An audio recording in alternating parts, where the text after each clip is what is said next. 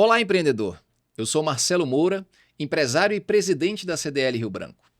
E nesse momento estamos iniciando mais um episódio do CNPJ Cast, o podcast da CDL. Um bate-papo de empreendedor para empreendedor, sem tanta teoria, é o dia a dia do empresário na prática. Hoje vamos falar sobre um tema muito importante, os efeitos da reforma tributária nas empresas. Para isso, recebo duas autoridades no assunto, Luiz Wolff e Giliardi Nobre Rocha. Luiz Wolff, professor e palestrante, mestre em Direito Tributário pela FGV São Paulo, especialista em Direito Tributário pelo IBET, MBA em Gestão Fiscal pelo Confeb, técnico em Contabilidade pela IMSP, auditor de empresas nacionais e multinacionais, professor e instrutor de cursos de pós-graduação, sócio fundador do Grupo Fiscal do Brasil e do Tax Group, sócio da GGI para o Brasil, Geneva Group International, chairman Mercosul da GGI.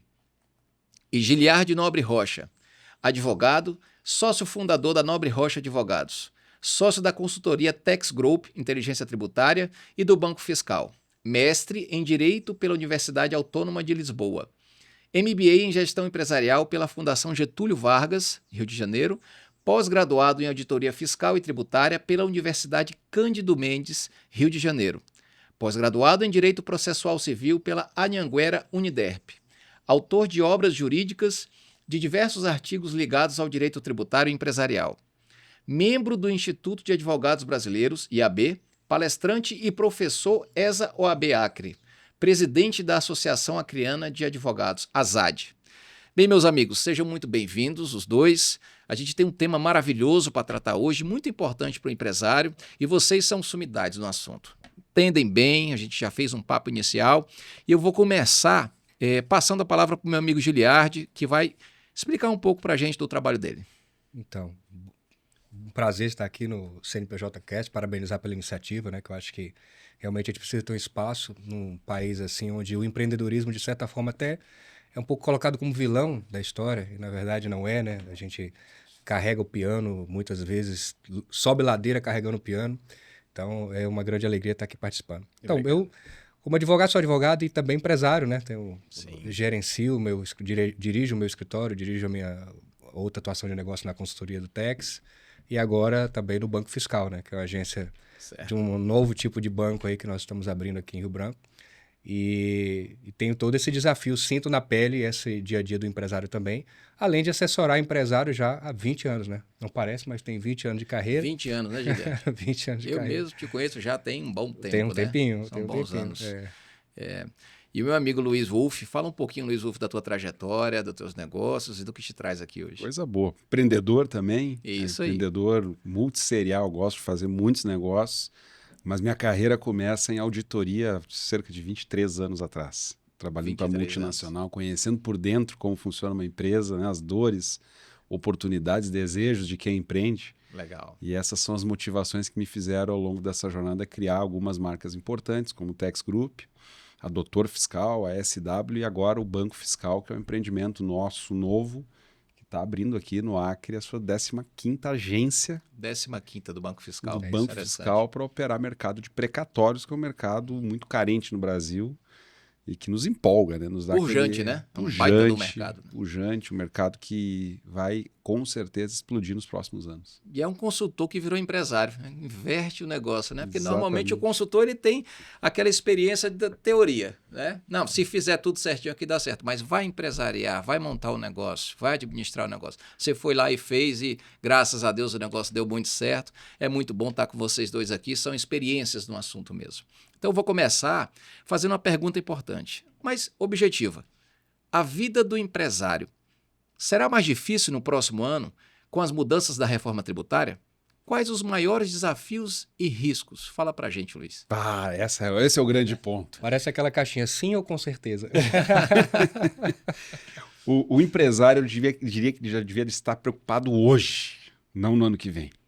Certo. A reforma tributária é algo que está sendo perseguido, né, pelos empreendedores há mais de 40 anos. 40 é um bom tempo. 16 projetos foram tentados ao longo dos 40 anos, todos fracassaram. O 17º engrenou, foi aprovado e entra em vigor no 1º de janeiro de 2026. 1º de janeiro. Daqui a pouco, né? Quer dizer, daqui poucos dias, né, os empresários, empreendedores vão ter que se organizar para poder ter os seus negócios. Eu digo que é tão importante isso, e eu acho que aqui o CNPJ Cast tem esse papel de abrir a mente de muitos empreendedores, que vai mudar a forma de fazer negócio no Brasil. Isso é interessantíssimo. A consequência vai mudar Não muita é um coisa. problema tributário, não é um problema de contador. A reforma tributária é um problema de dono de empresa, de empreendedor, de empresário, que vai ter que repensar a forma de comprar e vender, a forma de fazer negócio, a forma de entender custo, de entender preço de venda, a formação do preço de venda. Tem muitas ciências empresariais por trás e a menor delas é a tributária. Negócio que não viabiliza mais, negócio que viabiliza muito, de repente a mudança de interesse, a mudança... É muita coisa que a gente já conversou um pouco sobre isso, Giliardi, antes. O Giliardi fez a apresentação para a gente muito bem feita lá no nosso grupo Recall e a gente entendeu o tamanho desse negócio. Serão 2 sistemas tributários. Durante 7 anos nós vamos ter o regime misto, né? Um sistema misto, que vai trabalhar com o regime anterior, que é o atual, o vigente, e o novo, né? Então a gente vai trocar o pneu do carro com o carro em movimento, né? Então esses 7 anos serão uma realidade totalmente surreal, porque a cada ano, a partir do ano que vem, nós teremos uma tributação diferente. Então, o empresário, nós todos vamos viver uma realidade em 26, uma realidade em 27, uma realidade em 28, e cada ano você vai ter que rever suas bases. Sim. E quando você para pensar, eu mesmo, no meu negócio, né, o setor de serviço, o setor que mais vai ser afetado pela reforma tributária. Mas eu tenho a advocacia, que foi um setor que teve um benefício, né? Nós tivemos aí uma redução de 30% na alíquota do IVA dual, mas os meus outros serviços não têm, né? É Consultoria, uma redução de banco, base? O que é? Uma redução mesmo de alíquota, né? 30% a menos. Então, essa redução, mesmo com ela, eu já fiz o estudo lá do meu escritório, eu vou ter um acréscimo aí de tributação gigantesco, né? Primeiro que eu vou perder um benefício que eu tenho hoje do ISS, no caso da advocacia, que eu pago hoje uma anuidade por número de profissionais. Então, lá no escritório nós somos 14, então pago um valor por ano para o município de Rio Branco, multiplicado ali é uma anuidade, multiplicado pelo número de profissionais. Certo. Então, eu não tributo pelo meu faturamento. Isso no escritório, que é um benefício de 65 que ainda está valendo até hoje, né? Com o IBS não vai ter isso, né? Então, só com isso eu já perdi. E mais que a alíquota vai ser maior. Então, eu vou pular aí de uma carga efetiva de 16,33% para quase 27%. Então, e não dá para absorver isso, né? Na verdade, não dá, porque a tributação agora vai ser por fora, que é a outra realidade tributária que nós vamos viver agora no Brasil, que nós não temos esse costume. O imposto, né? não vai incidir na base de cálculo, é isso? Vai, mas ele vai ser separado. Hoje você compra e toda a tributação ela está embutida. Você não sabe quanto é que tem tributo. Você sabe porque você é empresário, mas se eu presto serviço para uma pessoa, cidadão comum ali, ele não quer nem saber, né? Ele está me pagando ali, eu que me vire com meus impostos. Agora a realidade vai ser totalmente contrária, porque eu vou te dar um preço, é isso, mais o imposto. O imposto vai vir por fora. Isso em 33, né? Porque por enquanto vai ser dos dois jeitos. Vai ter a por dentro, vai ter o duas por contas, fora. né? Até o contador vai pedir aumento, né? Porque quem é do Simples, põe a conta lá. O contador traz, né, a fatura, né? E fala, tá alto, tá baixo, mas o contador vai ter que trabalhar dobrado, né? E do Simples ainda tem uma desvantagem, né, Luiz? Tem desvantagem no Simples ainda. E o Luiz é contador também, né, Luiz? Contador vou também. Aproveitar e vou te fazer uma pergunta que meu pai sempre fazia para os contadores que chegavam lá na empresa. Falava, quem foi Luca Pacioli? Fala pra gente, Luiz. Luca Pacioli foi o pai da contabilidade, né? O grande criador das partidas dobradas da contabilidade. A história da contabilidade aqui. Exatamente, veio lá de trás. Frei foi estudado pelos religiosos e eles que foram os primeiros a formalizar os estudos que formaram a ciência contábil, que é uma ciência mais recente até do que a ciência do direito, por exemplo, ou da medicina, ou de outras áreas. A contabilidade ela entra, é mais recente no nosso mundo, assim como a administração também são ciências mais recentes. Mas o Luca Pacioli é o grande patrono, né, da contabilidade. Ele disse que foi amigo do Leonardo da Vinci. Eu estava lendo essa semana. Foi importante mesmo, né? Tinha que ser o Roberto fazendo as perguntas dessa. O cara chega para vender serviço contábil, ele pergunta quem foi Luca Pacioli. Mas o Giliardi, ele abriu um tema falando sobre os escritórios de advocacia. E me diz uma coisa, Luiz, a carga tributária vai aumentar com a reforma? Acho que essa é uma pergunta que, no final do dia, o empresário fala, vem cá, eu vou pagar uma fatura de imposto maior, ou vai ser só mais difícil ali e tal, e eu vou pagar mais ou menos a mesma coisa? Qual é o discurso do governo? O discurso do governo é que existe uma neutralidade, ou seja, eu estou trocando imposto por imposto e não estou aumentando imposto. Certo. Mas, para o empresário, para o empreendedor, para quem desenvolve negócio no Brasil, tem que ter uma consciência. Todo o imposto de todo mundo irá mudar. Todos terão alterações tributárias. Mudar para cima? Por exemplo, indústrias pode ser que tenha uma redução, serviços pode ser que subam e muito, de 3,65% de PIS e COFINS mais 2% de ISS, nós vamos ter uma alíquota de 18%. Pelo menos 4 vezes mais, 3 vezes e meia mais. Exatamente. Então, assim, em serviço. Certo. E aqui estou falando de um serviço jurídico, mas podemos falar de um serviço de tecnologia, de um serviço de internet, de streaming. Transporte de cargas. Transporte de cargas, vai ser muito afetado. todos os serviços. Serviços de saúde. Terceirização de mão de obra. Terceirização de mão de obra, todos eles. Então, sim, muitos segmentos terão aumento real de carga tributária em função da redistribuição da carga que o governo fez. Certo. Indústrias pode ser que paguem um pouco menos, mas no Brasil o que mais move a economia não é a indústria, é serviço. É serviço. Depois agro, depois Sim. comércio e assim E tem por muita diante. empresa que na estratégia tributária ela terceiriza serviço para reduzir a carga tributária. E aí agora, se o serviço vai aumentar a carga tributária, tem muita discussão boa a ser feita, né? Acho que coisa estratégica de como é que você contrata, como não contrata, porque mudar vai. A gente sabe que vai mudança mudar. Total. Na verdade, a ideia central vai ser um nivelamento, né? Além da neutralidade, a questão do nivelamento. Esse nivelamento é acabando com grande parte dos incentivos, dos benefícios que alguns setores têm. Então, benefícios setoriais eles vão acabar. Com isso, vai ter elevação. Por exemplo, eu tinha um benefício lá, como no agro tem lá, das sementes, não vai ter mais. Então, vai ter uma elevação. Eu citei o exemplo aqui do meu setor, né, de serviço, que eu tenho ali o pagamento do ISS pela unidade. Eu não vou ter mais isso.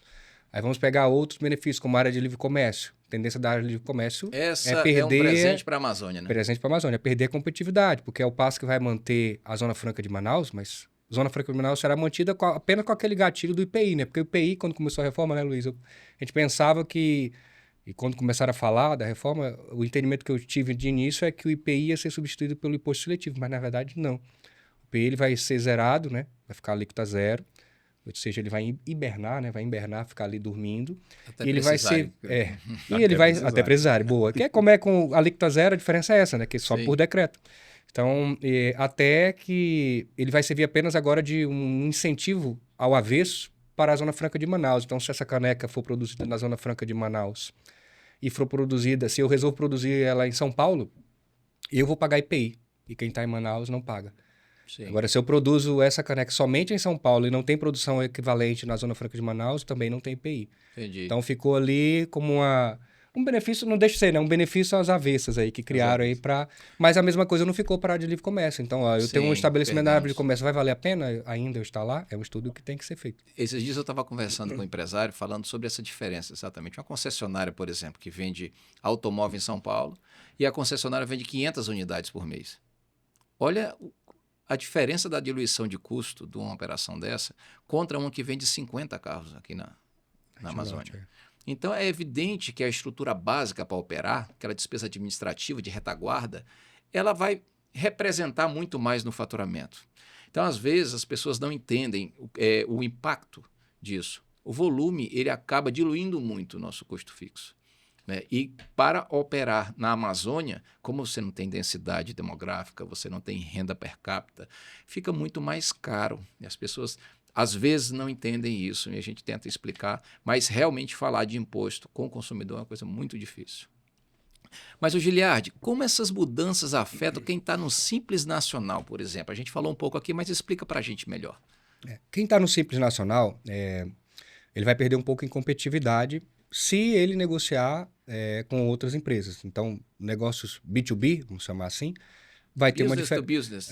vai ter uma diferença de competitividade, porque o tomador daquele serviço ou o comprador daquele produto não vai poder tomar o crédito de IBS. Ah, tem uma conta interessante. A não ser que a empresa do Simples resolva contribuir adicionalmente com o IBS-CBS. Então, porque a reforma tributária ela criou também o princípio da não cumulatividade plena.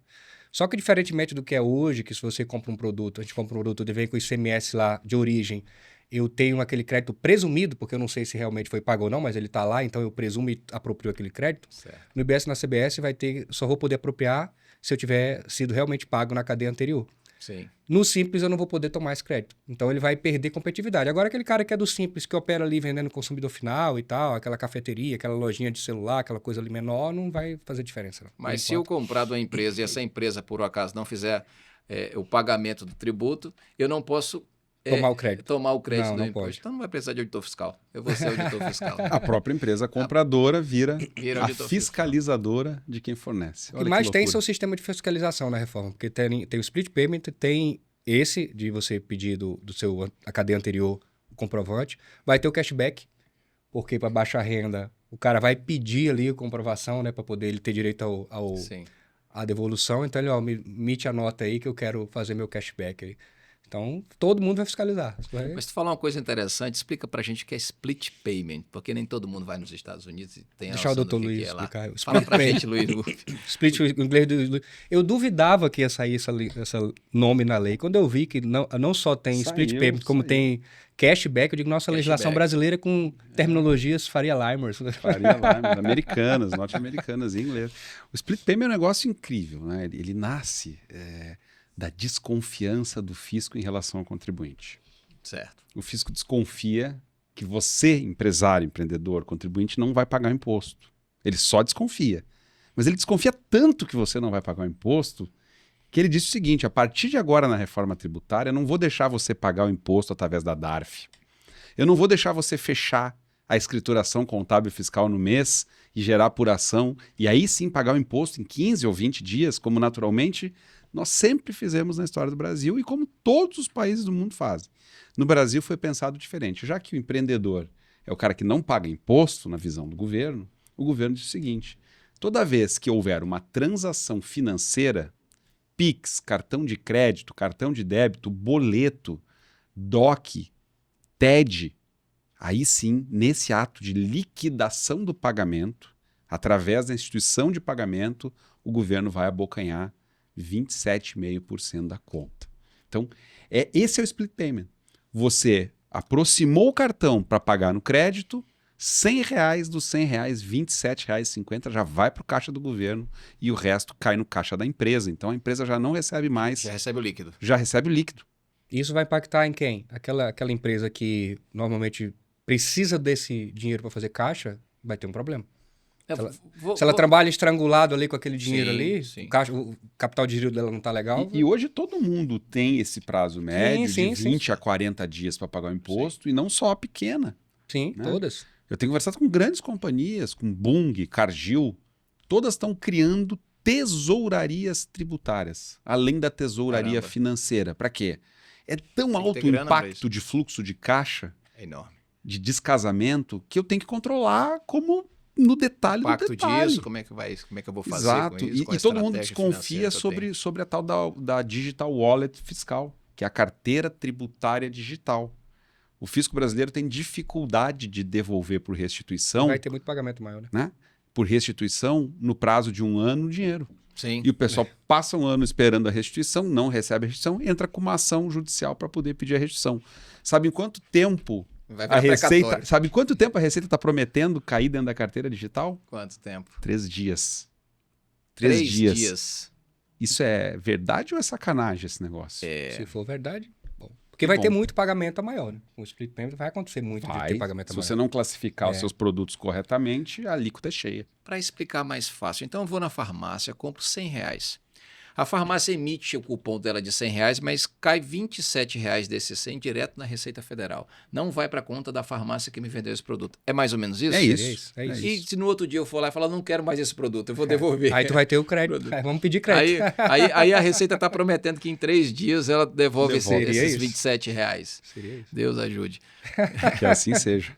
Então vamos lá. Analisando as notícias sobre mudança de lei, foi uma coisa interessante. Eu estava vendo à noite isso. Vi que se um empresário optante pelo Simples Nacional se ele administrar uma segunda empresa e que não seja sócio dessa empresa, a Receita poderá somar os 2 faturamentos da empresa dele, optante do Simples, com a empresa que ele administra para cálculo do teto. É isso mesmo? Ele administra que título, né? Aí entra nessa história da desconfiança. Porque hoje, se você participa da empresa mesmo com 10%, menos de 10%, que seria a proibição e excluiria do regime diretamente, mas eles já podem somar, mesmo com menos, somar os faturamentos de todos os conglomerados, todas as empresas que você participe Sim. e te excluir, mesmo assim, né? Sim. A ideia é mais ou menos essa. Agora, o Simples, eu sei que tem muita gente que gosta do Simples, viu?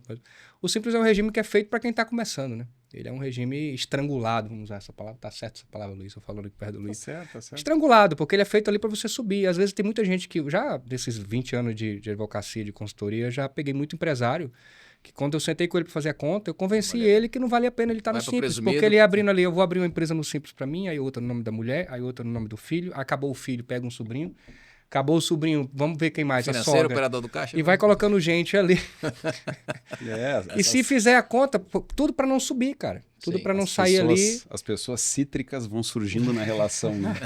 Os cítricos aparecem, mas a verdade é que o Simples, na verdade, ele não é um regime de tributação. Exatamente. Ele é um benefício fiscal para quem fatura até 4,8 milhões. Tanto que ele te força a subir, porque quando você vai subindo na tabela, já vai ficando inviável. Setor de serviço, se tiver ali...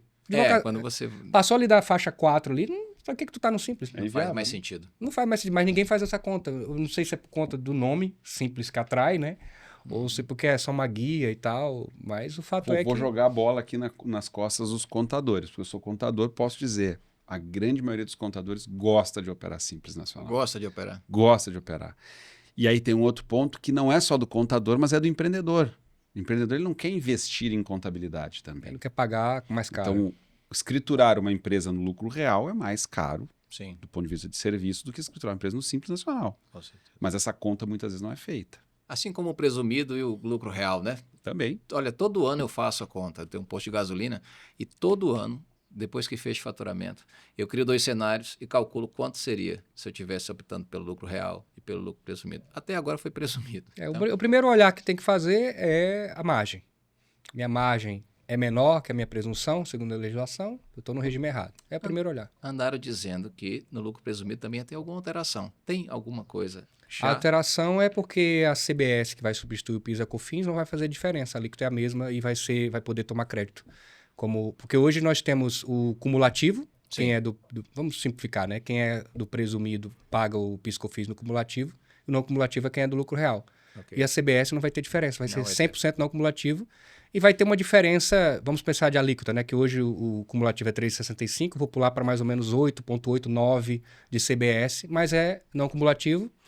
Então o lucro presumido vai sofrer esse impacto de cara, porque antes ele era acostumado com o PIS e COFINS ali no alíquota menor, vai pagar a CBS no alíquota maior, já a partir de 2027, tá? Que quando entra 100% aí da CBS... Só para me entender, eu pago mais ou menos 1,6% da minha receita bruta.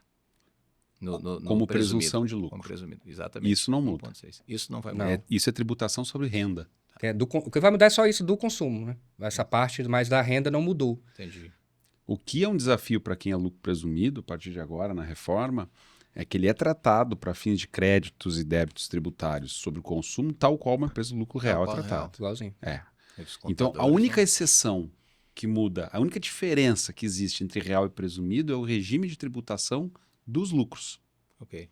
Onde no presumido tributa-se sobre faturamento, e aí aplica-se uma base de presunção, e no lucro real aplica-se sobre a última linha, com os seus ajustes de adições e exclusões. Então, essa é a lógica que muda. E o Simples Nacional é o baita problema da reforma para quem vende para a pessoa jurídica. Ok. Que não vai gerar crédito na outra ponta se ele não turbinar adiantando o crédito que o cliente dele vai querer tomar, claro. Vamos dar exemplo. O supermercado ele compra de uma empresa optante do Simples aqui dentro do estado do Acre. O supermercado ele compra 4 vezes por mês, pelo menos. Então, se não deu tempo do optante do Simples, fornecedor, fazer a contribuição, pagar o guia lá dele, o supermercado não vai poder fechar a apuração dele acreditando esse valor, é isso? Não vai poder. Não vai poder. Não vai poder. E aí, por isso que é importante a antecipação. Né? Essa preocupação ou falta de preocupação que eu vejo em alguns empresários, alguns colegas, já conversei até com colegas contadores e tal, e os caras estão meio tranquilos, achando que o ano que vem talvez não vá valer a pena, talvez não vá ser de verdade. Eu acho que quem se antecipa vai beber água limpa. O Luiz fala muito isso, né? Tem que se antecipar. Esse é o momento para você pensar o negócio e ver, poxa, onde é que eu vou ter impacto? O meu fornecedor de FLV aqui, todo mundo é pequeno produtor do Simples Nacional. Eu sou um supermercado. Pô, como é que eu vou fazer? Não vou tomar crédito disso aqui. Qual o tamanho disso aqui no meu negócio? No meu negócio. E quantos dias eu pago o meu fornecedor? Sim. Qual o prazo de pagamento? É 21? É 36? Pô, mas o fornecedor vai ter que antecipar o imposto que eu vou tomar o meu crédito. Será que ele tem caixa para antecipar? Será que ele tem caixa para antecipar? Quer dizer, como empreendedores aqui, a gente tem que pensar na cadeia inteira. Né? Melhor eu pagar ele um pouco antes, mas aí também me onera, eu tenho que ter caixa para isso. Sim. Tem toda uma sistemática aí, realmente. É um desafio a mais, né? Eu vou fazer outra pergunta para vocês. E eu acho que é bem pertinente até. Uma consultoria pode ajudar a passar por essa mudança sem perder dinheiro, faturamento ou resultado? O que é que você acha, Luiz? Com certeza. Com certeza. Sem dúvida. Sou suspeito para dizer. Né? Só nesse ano de 2025 nós já realizamos 438 projetos de reforma tributária. Nossa. Quer dizer, não tem 438 empresários no mercado que não estejam preocupados. Os meus clientes estão. Eu estou nos 438 ou são 439? Você está entrando no... vai ser o 440º. Então, é altamente recomendável um projeto consultivo de simulação de cenários, de entender o antes e o depois. Isso precisa ter, a consultoria precisa estar resguardada com um banco de dados, dos dados corretos já dos produtos na reforma. Certo. Porque eu preciso entender se essa xícara aqui, por quanto ela era tributada antes da reforma, quanto ela é tributada depois. Né? E isso precisa estar estruturado dentro de um bom banco de dados para poder simular o negócio, a vida do negócio pós-reforma e dar para o empreendedor, para o empresário, a visão de planejamento estratégico. O que eu vou fazer do meu negócio? Será que eu tenho um supermercado? Vou continuar só vendendo produto? Ou eu posso agregar valor vendendo algum serviço junto? Mudar um pouco Ou posso mexer o meu negócio e nisso gerar um planejamento tributário inteligente que vai reduzir minha carga? Eu sou supermercado, tenho, como tem muitos, né? Lido com locação. Tenho aqui, dentro do meu supermercado, tem uma galeriazinha, várias lojinhas. Mini shopping, né? Vai ter IBS agora na locação. Tem que olhar isso também. Além do IBS, vai ter um imposto de... Não. É porque o IBS ele surgiu para substituir ICMS e ISS. Sim. Em tese, como o governo falava no começo, se é para substituir o outro, se pensa, vai incidir sobre a mesma base. Então, só que ele ampliou a base. Meteu aí coisa que não tinha, que a gente chama de jabuti na legislação tributária, né? Jabuti... Tudo aquilo que não é o foco acaba entrando, né? Sim. Tipo o Botafogo campeão da Libertadores e do Brasileirão ano passado. Como que aconteceu isso? Aconteceu. O Jabuti. Os botafoguenses ficam tudo danados. Tem 3 botafoguenses no ar que vão ficar chateados com você. Mas a gente chama de Jabuti. O IBS veio, vai substituir ICMS e ISS. Aí me vem tributar locação, arrendamento, coisas que não eram tributadas antes. Royalties. Então, o cara tinha lá... Royalties. Aqui no Acre, que a gente tem um monte de amigos, clientes que tem galeria. Sim. O cara não era contribuinte do ICMS nem do ISS na locação, agora vai ser contribuinte do IBS. É uma alíquota reduzida? mas vai ser contribuinte, não era antes. Então, até isso, no caso do supermercado que o Luiz falou, até isso eu tenho que olhar. Tem uma operação ali que vai ser tributada agora que não era antes. Eu não tinha essa tributação. Não que não vai tributar sobre a renda, mas eu não tinha um tributo ali sobre essa receita, vai ter... mais ou menos uns 5, 6% a mais ali que vai ser tributado em cima daquele aluguel ali. Entendi. Então, mas cheio de pegadinhas. E aí, falando para o seu Raimundo lá para a Dona Maria, que está no dia a dia, faz a precificação na nota fiscal do fornecedor. Tá 10, ela coloca lá 13. Ela vai, de repente, ter que aumentar o preço do produto que ela vende se ela quiser continuar mantendo o resultado que ela tem. Sim. Então, essa ajuda para mostrar quanto você vai ter que aumentar ou diminuir, de repente você vai poder diminuir o teu preço que você cobra do cliente, só para quem não entende, preço é por quanto você vende, custo é por quanto você compra. Então, para ajudar nisso, vocês têm um serviço específico, que você falou que já fez diversos no Brasil. Exatamente. Eu acho que o grande problema da reforma tributária, que ninguém está vendo, o problema oculto, é a precificação. Sim. Ninguém sabe, ninguém está conseguindo entender ao longo da cadeia quanto que custa, por exemplo, um produto que eu vou comprar dentro da minha empresa e nem tão pouco a precificação, que é a formação do preço de venda. Por consequência. Por consequência. Então, imagine, tem produtos que têm cadeias com 4 etapas diferentes. No início é uma indústria, depois vem mais uma indústria, uma terceira indústria, tem uma distribuidora, daí tem um varejista e chega na minha empresa. É o meu produto. O mesmo produto. Então, quer dizer, essa indústria de transformação ela vai sofrer muito na tributação. Certo. Algumas vão reduzir, outras vão aumentar. Por isso que o estudo tributário, olhando para o preço, para a variação de preço, é o que vai mudar a estratégia competitiva da empresa. Tem gente, inclusive, que vai se reposicionar no mercado. Tem gente que vai tirar produtos que não faz sentido, incluir outros. Tem gente que vai criar modelos de negócios novos. Novos modelos. Eu sempre gosto de olhar pelo lado da oportunidade como empreendedor. Que novos negócios vão ser criados a partir dos empreendedores da reforma? De quem aprendeu a fazer comércio, fazer negócio pós-reforma. É esse o jogo que a gente vai jogar. Eu acho que esse é o jogo que a dona Maria, o seu João lá, tem que olhar como é que o meu negócio vai ser pós-reforma. Como é que eu vislumbro ele? Como é que o meu produto muda preço? O que eu posso mexer nele para criar uma nova linha de negócio, para diversificar, para ter mais portfólio, né? Para ter mais sortimentos, daqui um pouco é um comércio, para a partir daí criar novos vieses com mais margem, com mais faturamento, com mais crescimento. Eu tive um cliente essa semana, numa reunião comercial, antes de ontem. E aí a contadora dele falando assim, mas eu já fiz vários cursos de reforma tributária, fui várias palestras, mas eu estou com muita dúvida.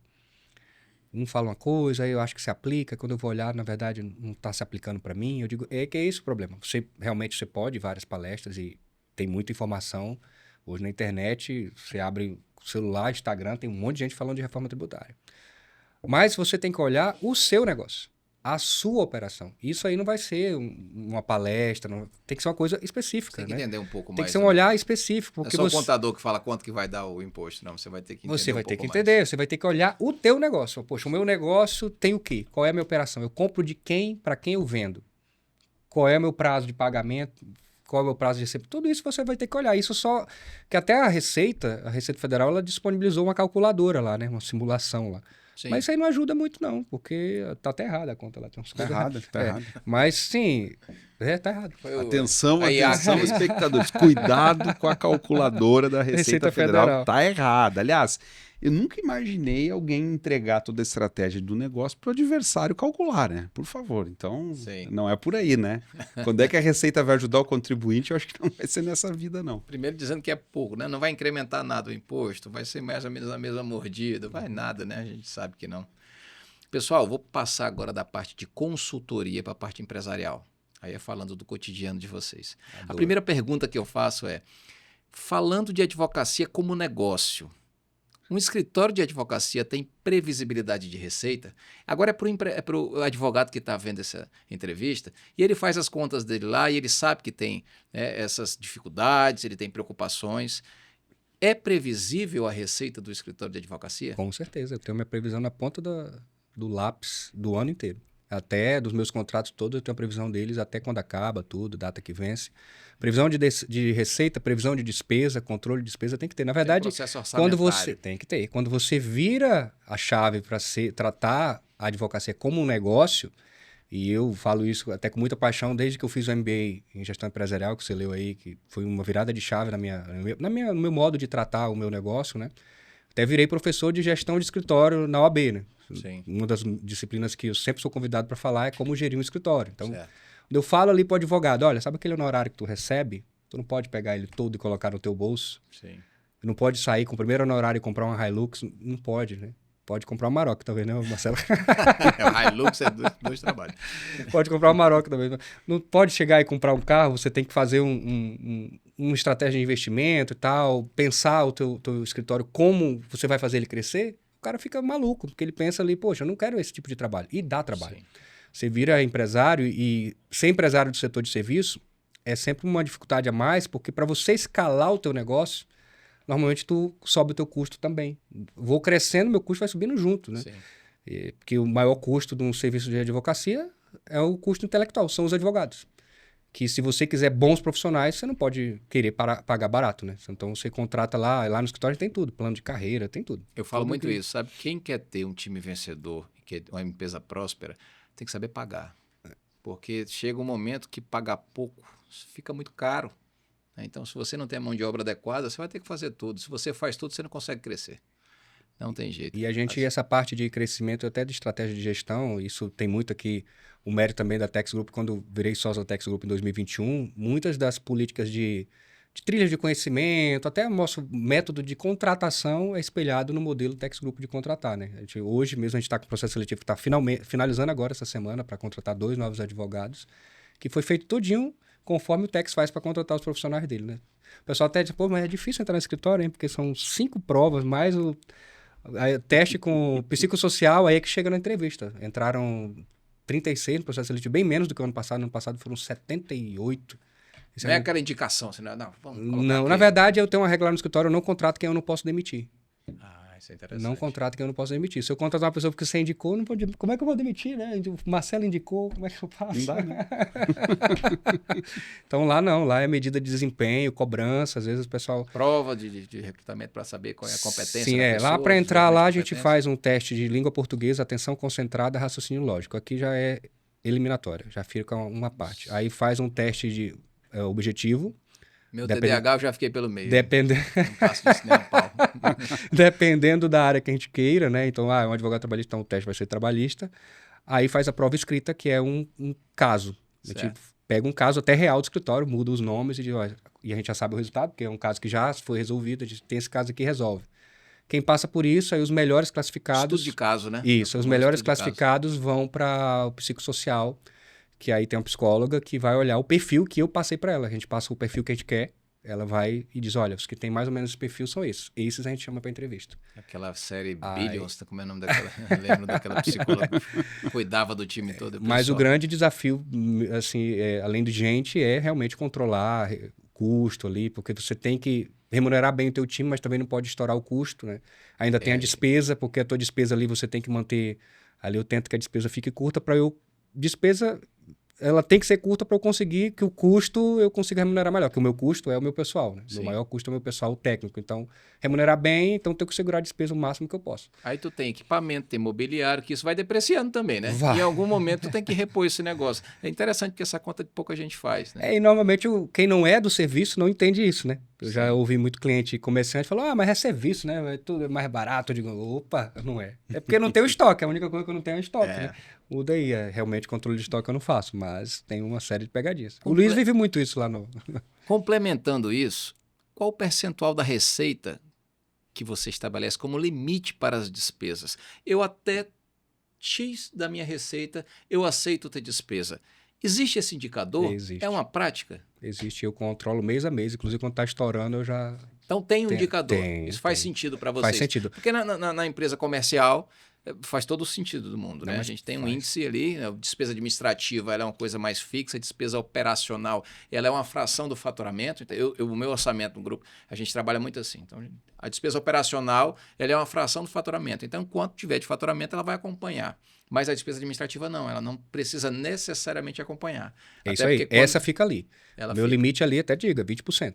20% ali é para aquela despesa, eu não consigo. Se eu tiver... fazendo chuva, sol... É aquilo ali, tem que segurar, e esse aí eu olho muito. Agora, o custo, realmente, eu tento segurar ali em 50%, mas sempre ele passa, porque às vezes tem uma bonificação, tem um negócio a mais ali que você tem que... Mas é cenoura, né? Prêmio, né? Tem que animar a galera. Então... outra conta. Eu faço essa também, mas a cenoura sai da conta do resultado. A gente tenta controlar isso daí na ponta do lápis, e eu olho mês a mês, né? Eu tenho o sistema, mas eu gosto muito de Excel. Venho falando com o Luiz sobre isso, que eu sou fã de Excel. O Heitor que está aqui no estúdio também. Sou fã de Excel também. Então, eu tenho uma planilha de Excel, que ela é toda cheia das fórmulas lá que eu coloquei, então eu vou projetando mês a mês. Ela tem que se refletir o que está no meu sistema, mas eu olho mais para ela. Então, olho para ela lá o meu ano de 2025, então eu já sei quanto que eu vou gastar mês que vem, quanto que eu gastei mês passado, estourou alguma coisa. E aí vai. Isso dá um trabalho. É a vida do empresário, né? Consome não é a vida tempo. do advogado. Não, isso não é advocacia. Isso consome muito do meu tempo. Isso aí, na verdade, eu acho que mais da metade do meu tempo é com essa parte de gestão. Com a parte empresarial. A parte de gestão. Muito importante, senão não tem ambiente para fazer um bom trabalho, né? Tex Group, Luiz, 3.500 clientes e 6 bilhões e meio de créditos tributários recuperados. São números gigantescos. Eu já tive dificuldade, depois de ganhar uma tese tributária, em levantar o valor correto. A tecnologia da Tex de extração de dados é infalível? Alguma vez teve alguma glosa de crédito? Que baita pergunta, adoro essa pergunta. A Tex foi a primeira a extrair do Diário Oficial da União dados tributários. Então, nós começamos há praticamente 14 anos atrás com o primeiro RPA, um robô de automação, que extrai a regra do Diário Oficial e aloca num banco de dados. Isso permitiu fazer com que a Tex se diferencie no mercado em relação a qualquer outra concorrente. Certo. Porque nós criamos uma nova metodologia. Nós não repetimos metodologias vencidas ou antigas. Ok. Nós não tratamos o cliente por amostragem. Certo. O É nosso caso concreto. cliente é 100% periciado. Significa dizer que, como eu tenho um banco de dados próprio e nativo na Tex, Ok. que hoje tem 6 milhões de regras dentro e 35 milhões de produtos catalogados, 35 milhões. 35 milhões de produtos, sendo 23 milhões deles com códigos de barra, que é um número expressivíssimo, é recorde no Brasil em volume de tamanho de cadastro.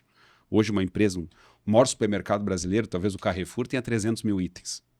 Eu tenho 35 milhões de itens no Nossa banco de Senhora. dados. Esse é o tamanho da plenitude do banco. O que eu faço com esse banco? Eu reescrituro a base do cliente, tudo que ele comprou, que ele vendeu.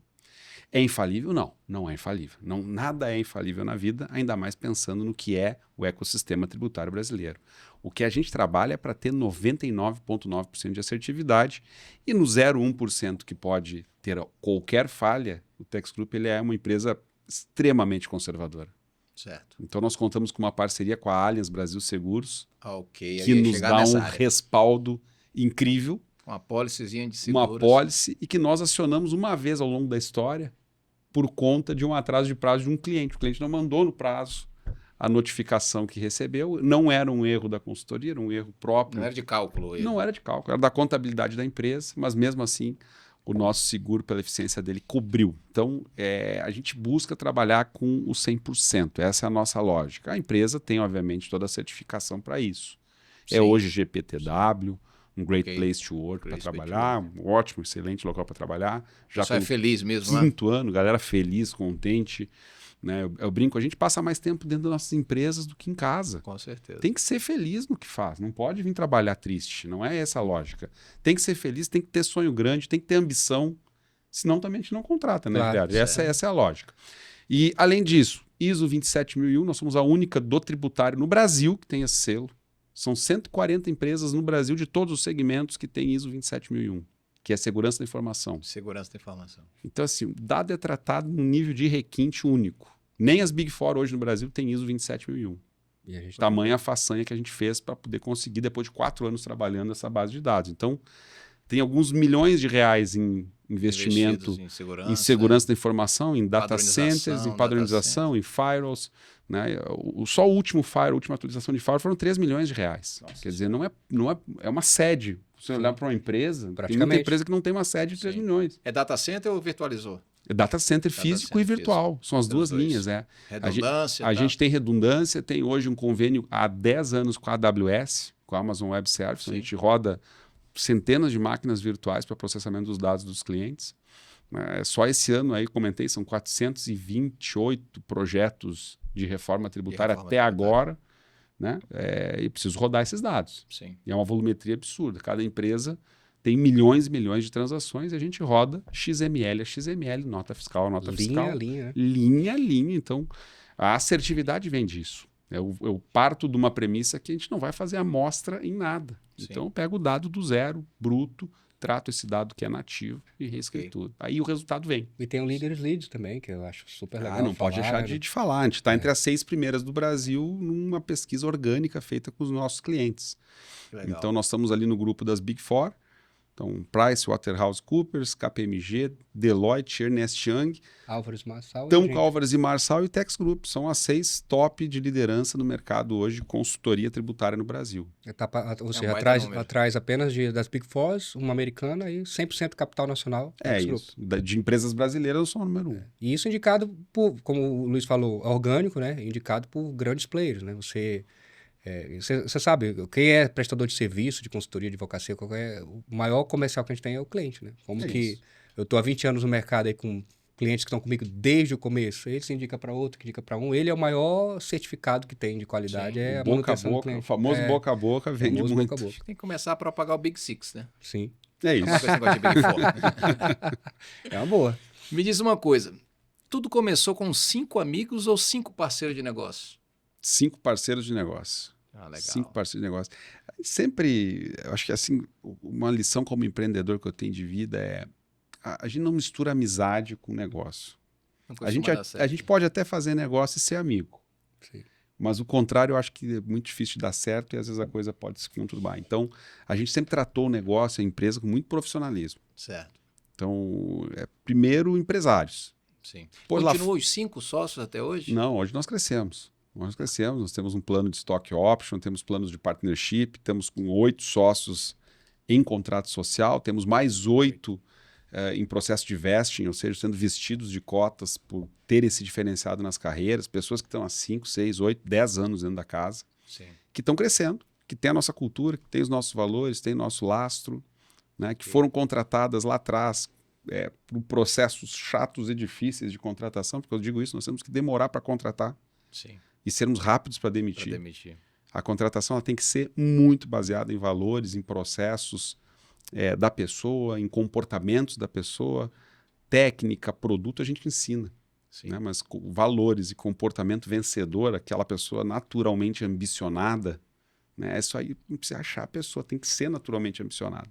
Então isso faz com que a nossa sociedade seja pujante. A gente tenha hoje essa estrutura de partnership crescendo e hoje batendo 210 colaboradores. 210. Todos na CLT, diretos, uma empresa de auditoria, então não dá, né? Escrito em CRC, não tem pessoa jurídica, PJ, informalidade, não tem nada, é uma empresa que é auditada, né? Então precisa ter 100% pagadora de impostos para o governo. Né? Aí é toda essa estrutura, e toda a estrutura e mais os sócios de negócio, como é o meu caso. Né? Associado ou sócio? Como é que... A estrutura do Tex, eu sempre como empreendedor pensei assim, eu não posso ganhar sozinho no que eu faço. Então eu tenho uma métrica de vida, de negócio, que é dividir para multiplicar. E isso está na parede da minha sala para que todo mundo que passe lá lembre. A gente precisa dividir para multiplicar. Quanto mais a gente quiser guardar as coisas para si, menos a gente cresce. E aí lá atrás, em 2013, eu já estava com quase 3 anos de negócio, eu percebi que a minha agenda não era escalável. A agenda do empresário ela não é escalável. A gente tem 24 horas no dia e tem que se dividir um pouco para dormir, família, desenvolvimento pessoal e trabalho. Então, a lógica é, como é que eu escalo a agenda? Não se escala a agenda. Sim. O tempo ele é limitado. Ele é finito. E aí a lógica encontrada foi, poxa vida, como é que eu faço para escalar isso no Brasil inteiro, tendo um produto de alta qualidade? E aí eu invento uma técnica de produtização do serviço. Eu faço com que os nossos serviços sejam mais parecidos com produtos, numa alta qualidade de entrega, do ponto de vista de processo operacional, e eu invisto numa estruturação de distribuição através do licenciamento de marca. Então, a gente criou no mercado tributário o que a XP fez no mercado financeiro. Então, o que o Benchimol lá expandiu para abrir escritórios autônomos de investimento no Brasil inteiro, a partir da matriz tributária, a partir da matriz financeira. No nosso caso, a gente fez a mesma coisa a partir da matriz tributária. Então, tem tecnologia, tem produto bom. Não tem tempo para chegar nos melhores empresários do Acre. Certo. Mas eu tenho um sócio no Acre que tem os mesmos valores que eu tenho. Isso é importante, né? Porque tem que ter esse casamento. Que converge. Fez prova lá também? Fez prova, passou pelos testes, né? Que converge, que tem ética, que tem integridade, que bate os valores. Os valores têm que fechar, se não fechar não dá para trabalhar junto, não funciona. E quando eu fui procurar, quando fui ser sócio do Tex, também foi uma das coisas que eu olhei, foi isso, né? Os valores. Porque você vê, você construiu uma carreira, aqui é muito pequeno, então no Acre todo mundo se conhece, né? Você construiu uma carreira, um nome. Então tinha que ser uma coisa que realmente casasse com aquilo, né? Que não fosse, como seu pai falava de mim lá na... Dinheirista. Não é dinheirista, não quero só o dinheiro pelo dinheiro, né? O pai dele falava isso, o Giliardi não é dinheirista. E aí a gente escala. Então hoje são 210 colaboradores dentro da nossa matriz e são 250 escritórios licenciados no Brasil 250. Que geram um ecossistema de 1.000 pessoas ao todo. Então esse é o tamanho da responsabilidade de 1.000 famílias, eu brinco aí que a gente está todos os dias olhando para budget, orçamento, né? BI, e é todo dia mesmo, DRE, tá? É todo dia, e treinamento, toda semana a gente tem alguma reunião, muita marketing aí forte, dá para ter um cast só interno, né? É muita informação e muita gente com necessidade, né? Tem o nosso Tex Talks, que é o nosso cast interno de tributário para poder ajudar os sócios. Né? Tu acabou respondendo a pergunta que eu ia fazer, que é franquear o negócio ajudou a escalar mais rápido, mas muito, tu já me explicou muito. A escala foi muito de... Agora, o que eu brinco, assim, não dá para franquear qualquer coisa, porque nem tudo é escalável. Sim. E tem muito empresário que tem coisa ruim que não dá para escalar. Sim. Então, eu preciso ter algo muito bom para escalar. Algo que seja de fato diferenciado, em primeiro lugar. Em segundo lugar, a minha empresa tem que estar pronta para escalar. Tem que ter valor, tem que ter processo, tem que ter estar padrão. com processos desenhados, manualizados. Existe um processo aí que é manualização. Se eu preciso treinar o Giliardi aqui no Acre sobre como opera um negócio, eu preciso ter um manual pronto disso. Sim. Eu não posso dizer, Giliardi, o Giliardi vai, como é que faz isso? Faz assim, faz assado. Não, tem que estar no papel. Ó, esse negócio funciona assim. Não pode ser do feeling. Não é feeling. Então, e às vezes a gente acha que é burocracia, mas é necessário. Necessário. Quer acelerar, quer escalar, não dá para escalar mal, senão você vai escalar problema e não solução. Interessante. Aí tem outra que eu coloquei. Dá a César o que é de César e ao sócio o que é do sócio. A política do ganha-ganha funciona. É o que você falou. Funciona demais. Dividindo esse dinheiro, a gente multiplica.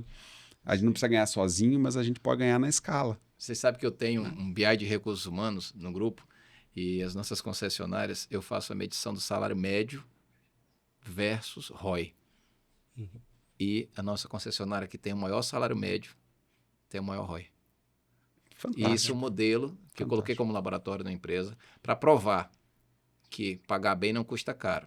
Custa caro é improdutividade, desperdício, é falta de estratégia. Isso custa muito caro, mas pagar bem não custa caro. E eu tenho um time que 70% da remuneração é variável. 70%. O cara não paga a conta com fixo.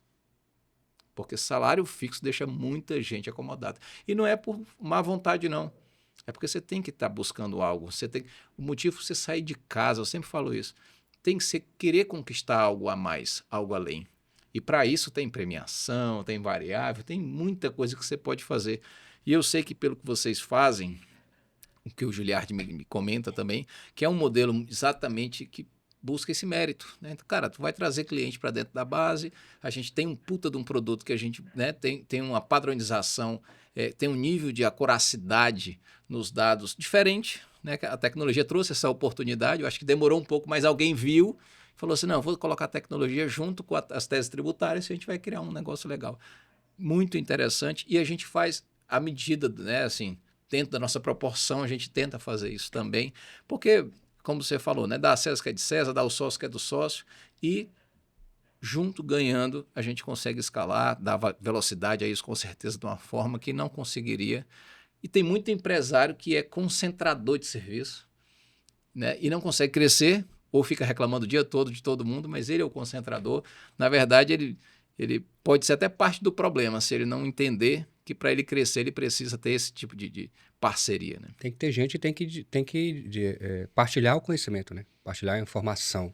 Acho que você constrói uma cultura forte quando você consegue, quando você partilha, quando a pessoa que está trabalhando contigo, ela, poxa, realmente isso aqui é de verdade, né? Não é só um discurso. Então, incentivar o pessoal, dar capacitação e tentar partilhar a cultura, que principalmente no setor de serviços, para mim, eu acho que é o grande diferencial, né? É a grande dificuldade até. Você contrata um advogado, contrata um consultor, um contador, pela confiança que você tem na pessoa. Sim. Como que você faz para replicar isso? Para que a outra pessoa que vai trabalhar com você tenha aquele mesmo jeito de trabalhar para entregar da mesma forma que você entregaria. Isso aí somente com cultura forte. Aí esse é o trabalhão que tem. Os princípios corretos, né? Esse é o trabalhão que você tem. Eu estou lendo um livro que chama Princípios, de Ray Dalio. Muito interessante. Ele fala que esses costumes, essas verdades absolutas das pessoas de sucesso são muito parecidas. As pessoas que conseguem realmente vencer, elas têm comportamentos semelhantes. Meu livro de cabeceira. É muito legal. Muito bom. Muito legal. Eu estou lendo ele, eu estou lendo também O Homem Mais Rico da Babilônia, que é um livro antiguíssimo, de 1932, mas tem muito a ver com a educação financeira, que é o projeto que a gente trabalha, que eu te falei antes. Mas os princípios do Ray Dalio, eu estou apaixonado nele. É um baita de um livro. Vamos lá. Banco fiscal será um gerador de liquidez para o mercado? E assumir esse risco pelo dono do precatório, do direito creditório, custa muito caro? Vai valer a pena, né? Vai gerar liquidez com certeza, essa é a nossa ideia, né? Nós estamos vendo aí um mercado em crescimento, né? Inclusive o Banco Fiscal tem essa slogan, né? Nasce uma nova moeda, nasce um novo banco. De fato, nós estamos vendo aí uma oportunidade nesses ativos, principalmente após aí a regulamentação que aconteceu na época ainda do governo anterior, né? Que hoje por isso que até os grandes financeiras aí têm se interessado em comprar precatório. Mas também a própria PEC aí dos precatórios que vai entrar em vigor já o ano que vem também, isso vai impulsionar também esse mercado, porque os governos vão poder de certa forma, alongar, né, os pagamentos que já não são curtos. Então, a pessoa que tem um precatório, através do Banco Fiscal, ela tem a oportunidade de antecipar uma parte considerável daquele pagamento. Então, eu não vou receber todo, logicamente, porque senão não teria vantagem no negócio, mas eu não sei quando vou receber um todo. Posso receber uma parte agora? É uma vantagem. Então, você vai gerar mais liquidez e, ao mesmo tempo, você vai poder ajudar, o banco também pretende ajudar aquelas empresas que possuem um passivo fiscal que pode, através de uma transação, ser resolvido por um precatório, né? Ok. E já existe regulamentação para isso, inclusive aqui no estado do Acre, estamos aguardando a regulamentação aí que está na PGE, mas já tem uma lei da transação tributária Tu do chamou a estado atenção do do Acre. pessoal, lembra? Chamei lá no lançamento do meu livro, tinham alguns convidados eram da Procuradoria-Geral do Estado, eu chamei lá a atenção dele, falta regulamentar, tá o ano todinho, rapaz, eu não regulamento isso aí para começar a funcionar. E tem o maior interesse, né? Até porque vai ser um público aí que vai poder utilizar o serviço do Banco Fiscal, Sim. que é a 15ª agência que nós estamos abrindo aqui. 15ª agência no Brasil. 15ª agência no Brasil, fruto desse investimento, né? O Banco Fiscal criou um FDIC, captou recurso, hoje tem 500 milhões de reais apto a investir, em dar liquidez para quem tem precatórios, antecipar dinheiro para quem tem precatórios e facilitar o trâmite, eu sempre digo, nas 3 searas. É para o precatorista, que é o dono do precatório, Sim. que muitas vezes já tem idade avançada, não Quer consegue esperar. receber, não tem como esperar, às vezes tem algum problema de saúde, a pessoa precisa da liquidez, Ok. precisa desse recurso, né? E pode ser que esteja numa fila de 10 anos. Sim. Tem precatórios para 10 anos. Não, e o empresário, então, se ele pega esse dinheiro, lá com deságio que seja, vou perguntar também se vocês são mais competitivos do que o mercado tradicional de precatório, mas coloca isso no negócio, consegue gerar muito caixa, muito resultado, né? Muito. Transacionando esse dinheiro, Muito, comprando, muito. vendendo mercadoria, antecipando. Então, isso abre uma série de oportunidades para o empresário, com certeza, né? Primeiro, ganha quem tem o precatório, porque eu consigo hoje pagar bem e antecipar esse recurso. Segundo, ganha o empresário, que pode usar o precatório para pagar imposto. Certo. E aí ele compra esse precatório com deságio, ele pode fazer uma programação de aporte de precatório conforme uma transação, uma negociação que ele fizer com a fazenda. E aqui eu sempre falo lato sensu, porque tem dívidas de empresas em todos os estados do Brasil, em municípios, na União Federal, quer dizer, existe uma infinidade de entes públicos cobrando dívidas ativas. E ganha o governo no final, né? Se livra daquela... Porque o governo tem um cheque que precisa pagar e tem na outra ponta um devedor que ele está cobrando. Tem custo de advogado do Estado cobrando o devedor. Então, se eu conseguir fazer esse encontro de contas entre o precatorista e o devedor, eu livro para o governo também de pagar essa dívida que ele tem com o precatorista e livro também o governo de ter que estar cobrando um devedor que ele não consegue receber. Então, quer dizer, é bom para todo mundo. Bom para a empresa, bom para a pessoa física e bom para o governo. Sim. E esse é o nosso papel, usar esse recurso do fundo de 500 milhões de reais para poder transacionar esse precatório sendo competitivo, tendo um bom preço. Pagando melhor do que os compradores tradicionais. Assim, e também buscando uns precatórios menores, mais pulverizados, que os grandes compradores não estão de olho nisso. Né? A gente consegue, a partir de 100 mil reais, Mas uma coisa eu garanto, a precificação nossa é a melhor do mercado, sem dúvida nenhuma. Sem dúvida nenhuma. Por quê? Porque o nosso interesse de negócio, ele não é o interesse de aportar o precatório num fundo para receber do governo daqui 2, 3, 5 ou 10 anos. Certo. Nosso interesse de negócio é fazer com que o precatório entre no nosso fundo, mas já seja rapidamente aplicada em uma operação de encontro de contas. Então, a metodologia... que a transação, a metodologia é diferente dos grandes fundos e dos grandes bancos. Liquidação é mais que precisam, estão regulados pela CVM para comprar os ativos e guardar os ativos até a liquidação. Então, é uma estratégia de negócio diferente e que isso promove o quê? Um melhor preço para todas as partes. Sim. E risco tem, né? Pra gente sempre tem. Então, todo o risco, o empresário. Eu fui abrir a agência do banco, a minha esposa falou assim, mais um negócio, porque eu já tenho escritório, tem a Tex, agora vai ter mais o banco. Eu digo, mas é a vida do empresário, né? E a gente tem que abrir mão de muita coisa, né? Quando está pensando em progredir e prosperar. Empreender faz parte de tomar risco. Faz parte de tomar risco. Uma vez eu li que empreender é se jogar do precipício e construir um avião na queda. É isso aí. Acho que foi Tim Cook. Que desse jeito. Né? É Tim Cook. Então, vamos lá. Em junho de 2025, o INSPER publicou um estudo mostrando que mostrando um volume de contencioso tributário, e aí eu vou perguntar para vocês explicarem o que é o contencioso tributário, chegando a 5,6 trilhão. É isso aí. Ou 75% do PIB daquele momento. Falem sobre a transação tributária, que vocês abriram um pouco, e arbitragem e como essas ferramentas podem reduzir o volume de briga judicial no Brasil. Tá. Vamos começar pela transação, né? Esse contencioso, esse estudo do INSPER, ele é de 2022, né? Se eu não me engano. E foi atualizado em 25. Foi atualizado? Foi já? atualizado o valor em 25. Né? Ele é real e, na verdade, além disso, tem um percentual também. 40% da demanda, da estoque de processos na justiça são de natureza tributária. Certo. E 40%. Aí, 40%. Então, aí briga com o Estado, com a União, com os municípios, ou seja, ou quando o contribuinte está se insurgindo contra um lançamento ou quando está havendo uma execução fiscal.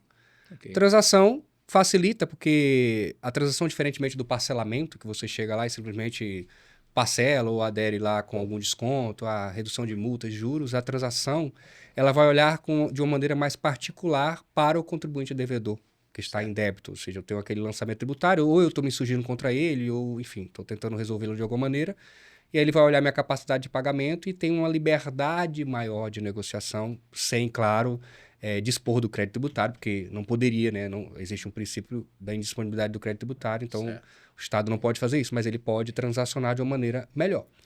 E essa transação pode, inclusive, ser realizada por meio de uma liquidação através de um precatório. Então, a transação ela facilita nesse sentido, porque você tem uma negociação mais particular, vamos dizer assim, né? Individualizada entre o fisco e o contribuinte. E, claro, advogados, tem contador que faz isso, mas a gente ajuda de uma maneira bem técnica, bem profissional. A arbitragem, você mencionou, é o tema do meu livro, né? Que acabei de lançar, por isso que ele lembrou da arbitragem. Sim. A arbitragem tributária ainda no Brasil não existe. Existe um projeto de lei de 2019 que está no Senado. Inclusive, eu vou mandar o exemplar do meu livro para cada um dos nossos senadores para ver se eles desenterram esse negócio por lá. E é uma ideia que existe a arbitragem tributária no Brasil. Né? O que eu menciono no meu livro é um modelo que existe em Portugal, que já funciona há mais de 10 anos e funciona muito bem. Reduziu o estoque de processos tributários em Portugal de uma maneira drástica, entregou qualidade de decisão, porque são decisões técnicas. Para você ser árbitro do Centro Administrativo de Arbitragem Tributária em Portugal, você tem que ter mais de 10 anos de experiência na área tributária, senão você não pode. Então, são decisões bem técnicas. E tem feito a entrega de uma jurisdição de uma maneira muito rápida. 4 meses e meio um processo está resolvido. 4 meses e meio. Isso é estudo do CAD lá. Para protocolar, acho que demora muito. E a ideia... o meu livro, eu critico um pouco o modelo de Portugal porque existem algumas limitações lá. E o tema do meu estudo foi assim, olha, por que limita? Tem umas limitações que não fazem sentido, como, por exemplo, taxas não estão. Somente alguns impostos tem uma limitação de valor, não pode acima de 10 milhões de euros. Sim. Eu critico isso, porque usando as teorias, aí já vou falar mais de juridiquês, questões do work, enfim, tento levar para esse lado. No caso do Brasil, o projeto de lei que tem aqui é até melhor, porque ele não tem limitação nenhuma. Eu vou poder aderir, inclusive existe a previsão de usar as câmaras de arbitragem que já existem no Brasil hoje, sim. Então teria que meio que uma particularidade que hoje lá em Portugal é um centro administrativo, aqui não seria pulverizado. Mas está parado o projeto e, claro, que se nós tivermos uma arbitragem tributária no Brasil, assim como aconteceu em Portugal, nós teremos uma redução em grande escala do contencioso, pelo menos do volume de processo, porque nós vamos ter uma resolução mais rápida, uma resolução efetiva, né, de qualidade, técnica, e não decisão porque decido, como a gente já viveu aí de devolver prazo que não deveria, enfim. É uma coisa técnica, olhando ali o tributo como é e como a lei diz que ele deve ser. Então, se vier arbitragem, eu sou muito favorável e pode sim reduzir isso daí. Interessantíssimo. Então, vamos lá. PEC do precatório a gente já falou também do INSPER. Eu vou voltar a uma pergunta que eu fiz de leve aqui, mas esse processo todo, Luiz, anos, décadas de trabalho, o que a gente tem que abrir mão? Falando para o empresário que está começando e quer prosperar, o que você fala na tua vida, na tua história? O empresário tem que estar pronto para abrir mão de quê? De muita coisa, Não tem colheita sem plantio, né? Isso. Não tem colheita sem plantio. É acordar cedo, é dormir tarde, é se capacitar, é tomar risco, é tomar crédito com os outros, né? Aí não tem, começa empresário, empreendedor, não tem dinheiro. E tem que tomar crédito. Alguém tem que ajudar, alguém vai buscar com alguém, ninguém vai lhe dar essa ajuda. Então você precisa trabalhar. Sim, abre-se mão. Abre-se mão de muita coisa. Eu brinco que Eu só não estou trabalhando quando eu estou dormindo. Porque verdade. as demais horas, da hora que eu acordo e pego meu celular na mão, eu já estou despachando demandas até a hora de dormir. E ser empresário, empreendedor, é cada vez mais nesse mundo moderno entender de gente. Sim. Independente do seu negócio, seja uma indústria, uma empresa de serviço, a matéria-prima mais escassa que existe são pessoas. Entender de gente, ter gente boa, ter gente que está alinhada com você na cultura e que compartilha a mesma meta, o mesmo sonho, a mesma ambição, o mesmo objetivo, é o que faz acontecer. Com certeza. Agora, não existe nenhuma forma de se ganhar se não for pelo mérito. Eu sou muito fã da meritocracia. Meritocracia é o conceito que, para mim, fica muito bem claro, muito bem definido das pessoas que abrem mão de muita coisa nas suas vidas, Sim. né, que buscam resultados extraordinários, exponenciais, para poder, em algum momento, ter algum retorno. E o retorno vem para aqueles que, obviamente, abrem mão de coisas fáceis para empreender e para desenvolver coisas difíceis. Sim. Esse é o jogo do empreendedor. É o jogo de buscar, de correr, né, de não ter zona de conforto nunca. Eu digo, é sempre zona de desconforto. Empreende até na hora de tomar um vinho. Né? Sempre. Sempre tem. Sempre tem. Sempre não tem... pensando, né? O empreendedor, a vida dele é uma vida de dificuldade. Certo. E eu brinco assim, a gente precisa desconstruir o nosso negócio, destruir o nosso negócio todos os dias para que alguém não o destrua. Essa é a lógica. E o Giliardi, me fala um pouco aí da... Mas é bem isso, né? É bem isso, é você... muita renúncia. Quando eu dou aula de gestão de escritório para a Jovem Advocacia, né? Me convidam para esse tema, eu sempre gosto de terminar minhas aulas falando assim que não existe realmente fórmula para o sucesso. Mas eu costumo dizer que normalmente as pessoas bem-sucedidas, elas seguem um caminho ali que tem 3 elementos. Primeiro é o talento, né? Se a pessoa não tiver talento, não tiver, falando de advocacia, não tiver aquele talento para ser advogado, porque às vezes o cara é muito bom em direito, mas não sabe ser advogado, né? Que tem diferença, tem Sim. muita diferença. Então tem que ter o talento, tem que ter o trabalho, e aí eu digo trabalho duro, né? Trabalhar com seriedade, com propósito, com firmeza, e tem que ter o sacrifício. O sacrifício aí é que faz a diferença. Aí que sacrifício? Vai depender o que você precisa sacrificar. Às vezes é uma hora de lazer, às vezes ali é um tempo com a família, às vezes é um desejo pessoal que você tem que você não vai poder fazer naquele momento, que você vai ter que renunciar para poder investir tempo no teu negócio. E isso daí é o que eu adoto para mim. A paz, que abdica da paz. A paz. Eu ainda coloco mais um elemento aí, que é um elemento de fé, né? Porque uma coisa que tem muito, você me conhece, sabe, tem muito na minha vida, é a minha religião. Eu sou católico praticante mesmo, então a minha fé é uma coisa que está ali, vem até antes desses 3, né? Então, um salmo que eu tomo para mim é o salmo 1º: feliz o homem que se compraz no serviço do Senhor, que será feliz em todos os seus empreendimentos. Eu tomo esse salmo para mim desde que eu me entendo por trabalhar, desde quando eu era corretor de imóveis, que eu fui, né, muito tempo. Sim. Inclusive, comecei a trabalhar pro teu pai como corretor de imóveis. No tempo do Palio. Tinha um Paliozinho 2 portas. E coloco até hoje em tudo que eu vou fazer, né? Então, vou tentar que o Senhor vá abençoando os caminhos ali, mas colocando sempre o trabalho, o talento, o trabalho. Esse talento ele tem que ser como um diamante lapidado, você tem que estar sempre estudando, sempre se atualizando, né? Você vê, eu lembro quando eu me formei com um CPC antigo, né? E quando eu fui dar aula na Universidade Federal, na graduação, eu já fui dar aula no CPC novo, que tinha virado a chave. Aí eu tive que aprender o processo civil diferente, porque foi o novo. Aí agora estamos vivendo a reforma tributária, tudo que a gente conhecia não vai ser mais. Então, você tem que estar ali lapidando o teu talento todo tempo e trabalhando e fazendo sacrifício. E não muda, né? Já há 20 anos de carreira, o sacrifício continua. Você sempre tem que abrir mão de alguma coisa. Senão, você não consegue. Fazer o ordinário já não é mais suficiente. Você tem que fazer o extraordinário. Não existe um ponto de chegada, né? Não tem um ponto de chegada. A montanha nunca termina. Uma corrente contínua, é verdade. Eu compartilho com vocês essa ideia. A paz a gente abdica sempre, né? Sempre. O empresário aprende a sofrer calado, né? E não pode ver uma semana de tranquilidade que já pensa em montar outro negócio.